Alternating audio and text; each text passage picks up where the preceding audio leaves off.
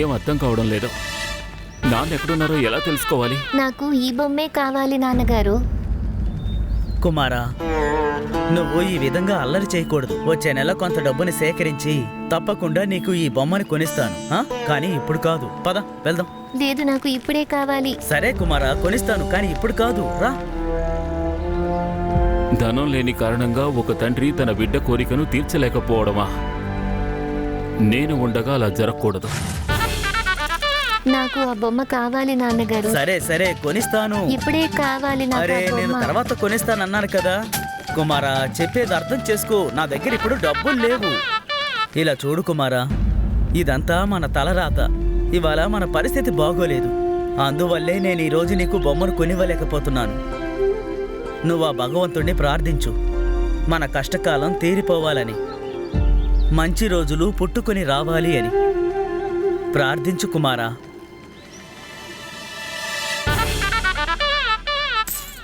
రా కుమారా.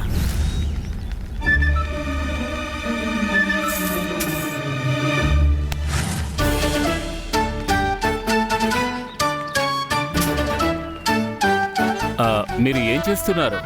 భగవంతుణ్ణి ప్రార్థిస్తున్నాము. అలాగా.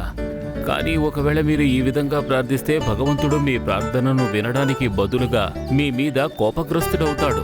ఎందుకంటే భగవంతుణ్ణి తల ఎత్తి కాదు, ఎవరైనా తల దించి వేడుకోవాలి. సరే కుమారా, తల దించుకునే ప్రార్థిద్దాం.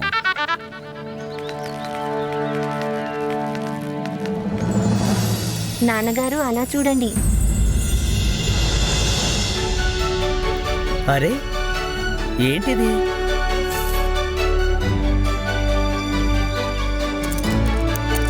అరే, ఇందులో ధనముంది. నాన్నగారు, భగవంతుడు మన ప్రార్థనను విన్నాడు. పదండి, బొమ్మను తీసుకుందాం. వద్దు కుమారా, ఇది మనది కాదు, మరొకరిది. మనకి దీని మీద అధికారం లేదు. ఈ ధనపు సంచి ఎవరిదన్నా? ఈ మనిషి ధనం లేకపోయినా తన సంస్కారాన్ని మాత్రం కోల్పోలేదు. అరే ఆగండి, ఎందుకింత హడావిడి చేస్తున్నారు? భాస్కర్, చూడు, ఎవరో సంచి పోగొట్టుకున్నారు. ఇందులో ధనం కూడా ఉంది. అలాగా? చూడండి, గీతలో భగవానుడు శ్రీకృష్ణుడు ఏమన్నాడంటే, ఇవాళ నీది ఏదైతే ఉందో అది నిన్న వేరొకరిది, రేపు ఇంకొకరిది కావచ్చు, కానీ నేటికి మాత్రం నీదే కదా. అందుకే ఈ సంచిని తీసుకో. దీన్ని స్వయంగా భగవంతుడే నీకోసం పంపాడు. పండిత రామకృష్ణ పుత్రుడు అయ్యుండి ఇటువంటి మాటలు మాట్లాడుతున్నావా? పైగా నాకు కూడా నేర్పుతున్నావు. ఇది సిగ్గుపడాల్సిన విషయం. ఈ సంచి ఎవరిదన్నా? అరే, ఏమిటని ఎలా మాట్లాడుతున్నారు? తమకు సహాయం చేయడం కోసం నేనే స్వయంగా సంచిని మీ ముందు పడేశాను. మహారాజు గారి ఆదేశం కదా, విజయనగరంలో అందరికంటే నిజాయితీ పరులకి డబ్బు ఇవ్వాలి అని. అందుకని ఈ ధనం మీద మీకు పూర్తి అధికారం ఉంది. మీరు తీసుకోకపోతే నన్నేం చేయమంటారు? తీసుకోండి. మహారాజు చాలా దయగలవారు. ఈ ధనంతో నేను నా పుత్రుడి కోరికలన్నిటినీ నేను తీర్చగలను. కుమారా, ఇప్పుడు నువ్వు ఒకటి కాదు, ఎన్ని బొమ్మలు కావాలన్నా కొనుక్కో. పద, వస్తాను.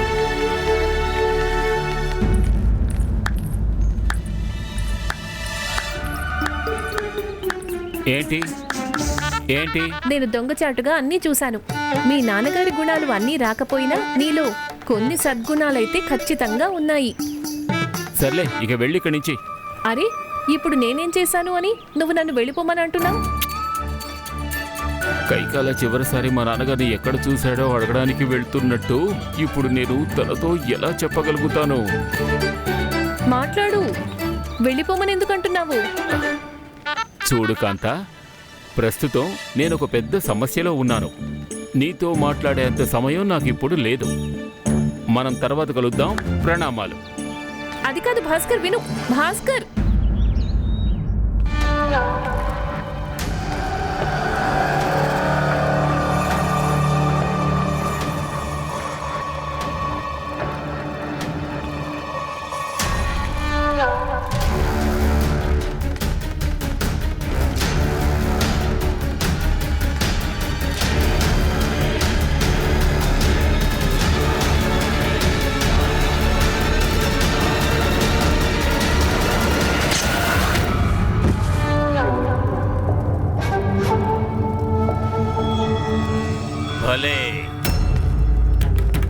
అతి ఉత్తమం, అతి ఉత్తమం.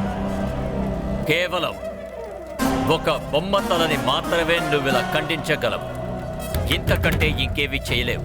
చెయ్యాలనుకుంటే నేనేమైనా చేయగలను మహామత్య. కానీ ఈ రాజసింహాసనం అలాగే మీ మహత్వాకాంక్ష ఇవి రెండు నాకు అడ్డుపడుతున్నాయి.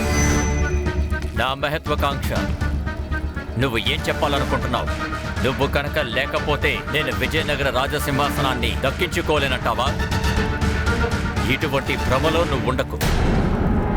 నా పేరు కైకాల. నేను గనక బరిలో దిగితే అప్పుడు నా ఖడ్గము ఎప్పుడు ఆగుతుందంటే నాకు రాజ్యాభిషేకం జరిగాకే. మీరు చెప్పింది నిజమే మహామత్య. కానీ గుర్తుపెట్టుకోండి, మీ చేతులలో ఖడ్గం ఉంది. మీ పండిత రామకృష్ణకు మాత్రం ప్రజల తోడు లభించింది. నేను ఆ చేతులన్నింటినీ నరికేస్తాను, ప్రతి నాలుగును నరికేస్తాను. నాకు విరుద్ధంగా మాట్లాడి సాహసం చేస్తే. అర్థమైందా లేక కాలేదా?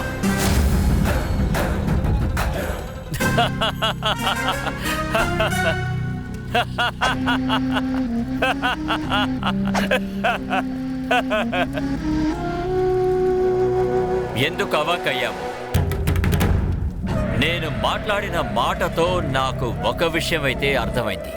ఒకటే గుంపులో ఉన్న ఇద్దరు వ్యక్తులు గనక తమలో తాము గొడవ పడితే అప్పుడు వారి శక్తి సగమైపోతుంది. ఇక ఇప్పుడు సమయం వచ్చింది శక్తిని సగం చేయడానికి. అంటే నేను చక్ర వ్యూహాన్ని ఖచ్చితంగా రచించాను. కానీ పండిత రామకృష్ణ అర్జునుడు అందుకే చక్ర వ్యూహం నుంచి తప్పించుకున్నాడు. కానీ భాస్కరుడు అభిమన్యుడు తన నా చక్ర వ్యూహాన్ని ఛేదించలేడు. అందుకని ఇప్పుడు భాస్కర్ని నా వలలో చిక్కించుకోవాలి. వీలైనంత త్వరగా. తండ్రికి విరుద్ధంగా పుత్రుణ్ణి నిలబెట్టకపోతే నా పేరు కూడా కైకాల కాదు. కానీ నేను చెప్పేది విను భాస్కర్, విను భాస్కర్. నేను నిన్ను సాయం కోరుతున్నాను, కానీ నువ్వు... ఓహో, త్వరగా చెప్పు, నీకేం సహాయం కావాలి? మీ నాన్నని ఏదైనా ఉపాయం అడిగి మా నాన్నకు వివరించు. దేని గురించి? పిసినిగొట్టుతనాన్ని వదిలించుకోవడం విషయంలో. పిసిరిగొట్టుతనమా? ఇంతకీ ఆయన ఏం చేశారు? దాని గురించి నేను మీకు ఏం చెప్పను. సర్లే, చెప్పొద్దు. అరే ఆగాగు, విను విను. నేను అన్నాను కొత్త సంవత్సరం వస్తోంది, దానికి నాకు ఎక్కువగా కాదు, కేవలం 4 బంగారు హారాలు, 2 జతల బంగారు గాజులు, 1 వజ్రాల ఉంగరము, అలాగే 10 కొత్త వస్త్రాలు కొనివ్వమన్నాను. కానీ నాన్నగారు నా ఇంత చిన్న కోరికను స్వీకరించలేదు. చూసావా ఆయన ఎంత పిసినిగొట్టు. చిన్న కోరిక? భలే, ఇదే చిన్న కోరికైతే ఇక పెద్ద కోరిక ఎలా ఉంటుందో. ఆయన నిరాకరించి మంచి పనే చేశారు. తమరి కోరిక తీర్చడానికి ఆయన ఎక్కడైనా ఇప్పుడు కన్నం వేయాల్సి ఉంటుంది. కానీ గీని తర్వాత ముందు వెళ్ళి మీ నాన్నగారిని క్షమాపణ అడుగు. నాన్నగారిని నేను క్షమాపణ అడగను. తప్పు నాదైనా వారిదైనా క్షమాపణ వారే కోరాలి నన్ను. ఏయ్, ఎందుకని? తండ్రి కూతుర్ల బంధము ఎంతో అద్భుతమైనది.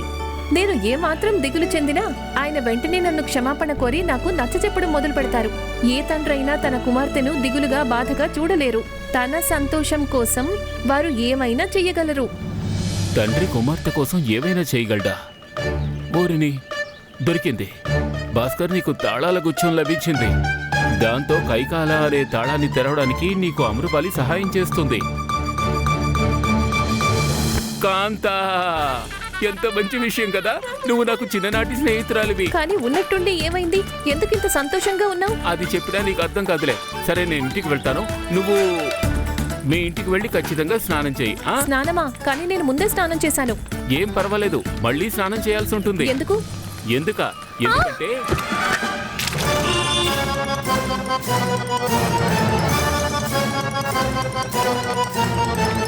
భాస్కర్,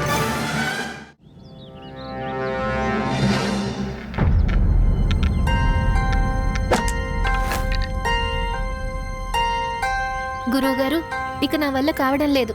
మీరు నాకు సెలవిప్పించండి. నాకు పూజకు సమయం అవుతోంది. లేదు దేవి అమృపాలి, మీ నాన్నగారు నన్ను మీకు శిక్షణ ఇవ్వడానికి పంపించారు. అందుకని మీరు శిక్షణను పొందాకే వెళ్ళాలి. గురువుగారు, నా వల్ల కావడం లేదు. మీ వల్ల ఎందుకు కావడం లేదంటే మీరు ఏకాగ్రతను ఉంచట్లేదు కాబట్టి. మీరు నేత్రాలని మూసుకొని జ్ఞానాన్ని కేంద్రీకరించండి. ఇదే మీకు మొదటి అభ్యాసం అవుతుంది. సరే, మీరు చెప్పినట్టే చేస్తాను. ఈ గంటని పట్టుకో. ఇంకా భిన్న భిన్న దిశలకు వెళ్ళి ఈ గంటను గట్టిగా మోగించు. ఇక దేవి ఆమ్రపాలి గంట యొక్క ధ్వని ఏ దిశ నుంచి వస్తుందో మీరు ఆ దిశలోనే బాణం వెయ్యాలి. సరే గురువుగారు. గురువుగారు ప్రణామాలు. మిమ్మల్ని మహామాత్యులు గారు రమ్మన్నారు. సరే, నేను వెళ్తాను. దేవి ఆమ్రపాలి, మీరు అభ్యాసం చేస్తూ ఉండండి. సరే గురువుగారు, అలాగే చేస్తాను.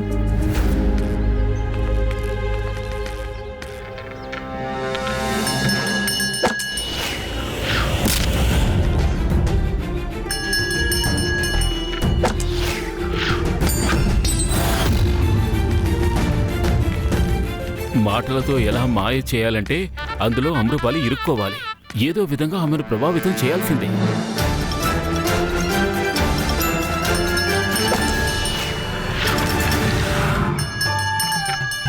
ఓరిని ఆమ్రపాలి,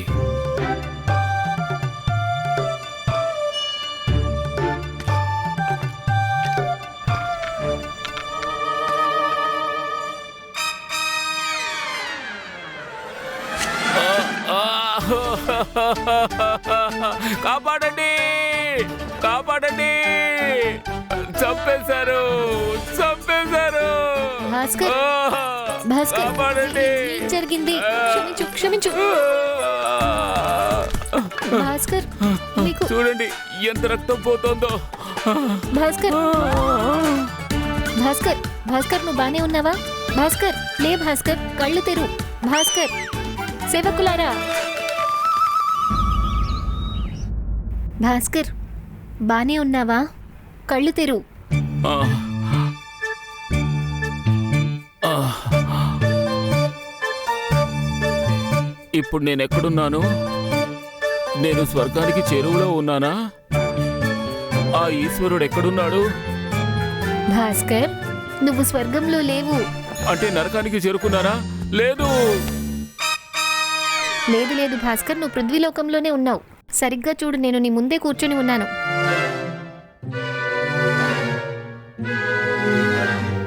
అరే నువ్వా? నువ్వేంటిక్కడ? అంటే నా ఉద్దేశం నేనేంటిక్కడ? పాపాత్ముడు, దురాచారి, కపటి ఎవరో తెలియడం లేదు నా మీదకి బాణాన్ని సంధించారు. నువ్వు అతన్ని ఏమైనా చూసావా? అబ్బబ్బ భాస్కర్, నన్ను క్షమించు. ఆ బాణం నేనే వేశాను. ఏంటి? ఎందుకు? నాతో ఎందుకు శత్రుత్వం? లేదు లేదు, అది గంట శబ్దాన్ని విని నేను బాణాలు వేస్తూ ఉన్నాను. కానీ నువ్వు ఆ గంటను తీశావు. ఇక ఆ గంట శబ్దాన్ని విని నేను మళ్ళీ బాణం వేశాను. బావుంది. నీ బాణం వల్ల ఒకరి ప్రాణం పోతుందని నువ్వు కొంచెం కూడా ఆలోచించలేదు. ఒకవేళ పైకి పోయుంటే? అక్కడ నువ్వు ఉన్నావనేది నాకు అస్సలు తెలీదు. నువ్వు గంటెందుకు తీశావు? నాకు మాత్రం ఏం తెలుసు? నేను గంటని కాదు, నా మృత్యువుని కొని తెచ్చుకున్నాను అని. ఆ గంటను నువ్వు తీస్తావని నాకు మాత్రం ఏం తెలుసు? తెలిస్తే నేను ఆ బాణం ఎప్పుడూ వేసేదాన్ని కాదు. భాస్కర్, నన్ను క్షమిస్తావా? అయ్యో వద్దు వద్దు, అంత అవసరం ఏమీ లేదులే. ఎందుకంటే స్నేహంలో క్షమాపణ, ధన్యవాదాలకు స్థానం లేదు. మనమిద్దరం స్నేహితులమే కదా కదా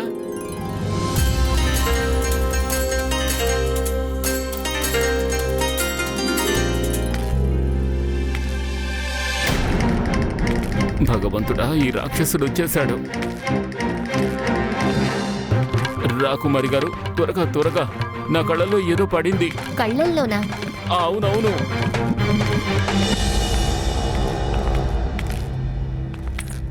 క్షమించండి మహామత్య, క్షమించండి. అది నా కళ్ళలో ఏదో ఎగిరి పడింది. దేవి అమృపాలి దాన్ని తీసే ప్రయత్నం చేస్తున్నారు, అంతే.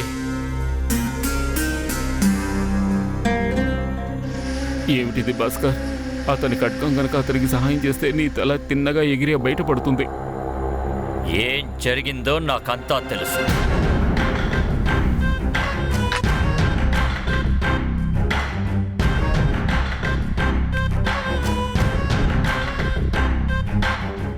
అర్థమైందా లేక కాలేదా?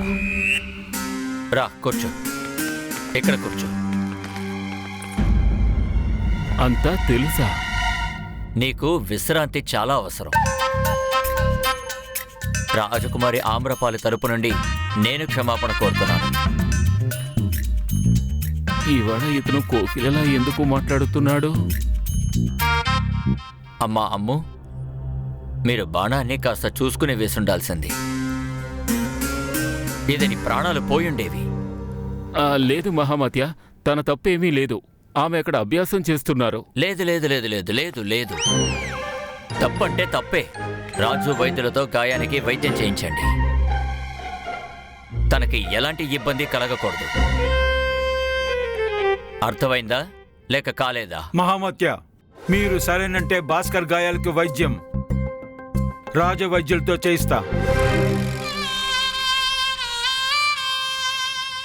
అలా ఎలా ఆలోచిస్తావు? మంచి ఆలోచన.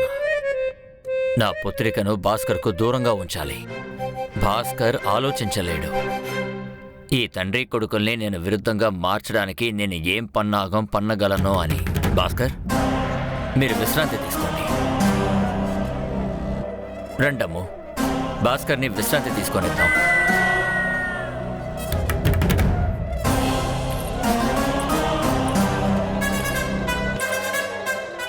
రామ్,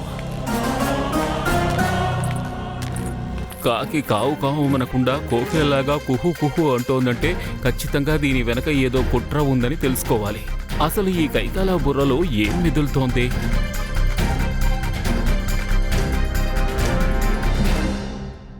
పండిత రామకృష్ణని నేనెందుకు ప్రశంసించకూడదు? మొత్తం విజయనగర్ అంతా వారి గురించే చర్చ. తన తెలివితేటలతో ఈ మొత్తం విజయనగరం అంతటిని రక్షించాడు. మందాకిని దేవి గారు, పండితుడు రామకృష్ణుడికి పొడుపు కథలు పరిష్కరించడానికి ఎవరు సాయం చేస్తారు? మేమిద్దరమే కదా. ఏంటి మీరిద్దరూ చెప్పేది నిజమా? మేమిద్దరమే సహాయం చేసేది. అయితే మరి వినండి. చెప్పండి. ఒకసారి వారి యొద్దకు తీసుకువెళ్ళండి. పండిత రామకృష్ణని కలిసి నేను ధన్యురాలిని అవుతాను. మందాకిని, ఈ దుష్టుడు సరైన సమయానికి వచ్చేస్తా. మందాకిని, నువ్వు నా స్నేహితురాలివి. నీకోసమే కదా నా జుట్టుకి నల్ల రంగు వేసుకున్నాను. కానీ పండిత రామకృష్ణను కలిస్తే నువ్వు ధన్యురాలు అవుతావా? ఇదెలా సాధ్యమవుతుంది? అతడు నా దగ్గర శిష్యుడు. నా సలహా లేకుండా అతడు ఏ పని చెయ్యడు. అలాగా? అయితే ధన్యమని కూడా అలాగే అంటున్నారు. పండిత రామకృష్ణ వీరి యొద్ద సలహా తీసుకుంటారని?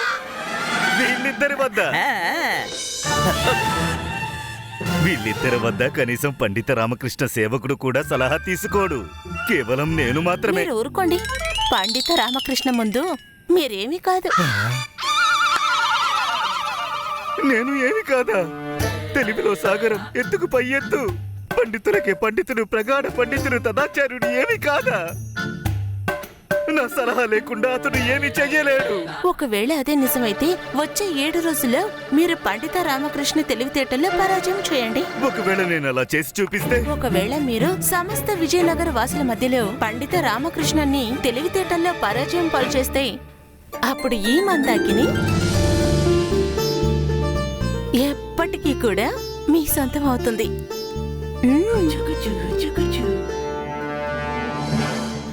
లేదంటే నా దృష్టిలో మీకు తని మనకి మధ్య ఎలాంటి తేడా ఉండదు. సరే, నేను నీ సవాలుని స్వీకరిస్తున్నాను మందాకిని. నేను 7 రోజుల్లో నిరూపిస్తాను. నేను పండిత రామకృష్ణలో అన్ని విషయాల్లోనూ పనుల్లోనూ ఎంతో ఎక్కువ శ్రేష్ఠుణ్ణి అని.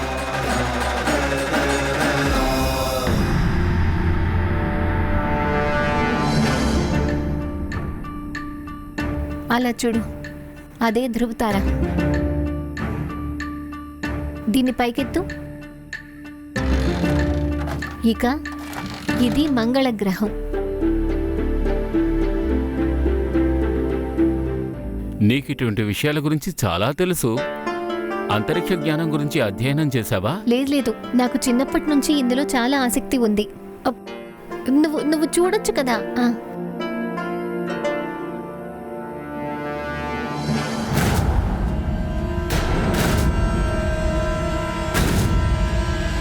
అరే ఏ, ఆ, ఏమైంది నీకు?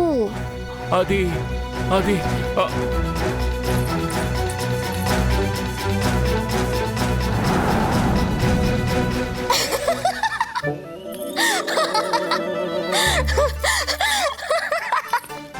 అయ్యో అది ఆ అగ్నిగుండం మన వైపుకి భూమి మీదకి వస్తోంది, కానీ నువ్వేమో నవ్వుతున్నావా? అవును భాస్కర్, ఎందుకంటే ప్రతి సంవత్సరం ఆ అగ్నిగుండం ఇదే సమయంలో అలాగే కనిపిస్తుంది, కానీ ఎప్పుడూ కూడా భూమిని ఢీకొట్టలేదు.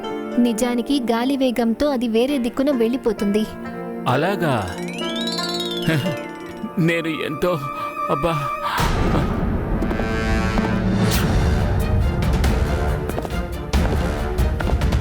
ఈ కైకాల ఇప్పుడెక్కడికి వెళ్తున్నాడు?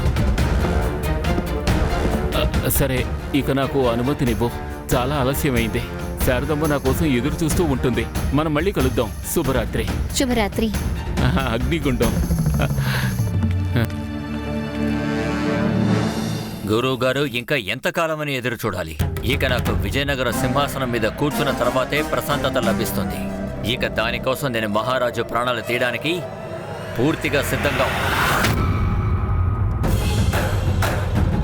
నాకు రాజ్య సింహాసనానికి మధ్య, మహారాజుకి వారి మృత్యువుకి మధ్య కేవలం 2 అడుగుల దూరం మాత్రమే మిగిలింది. కానీ పండిత రామకృష్ణ మొత్తం అంతా తలకిందులుగా చేశాడు.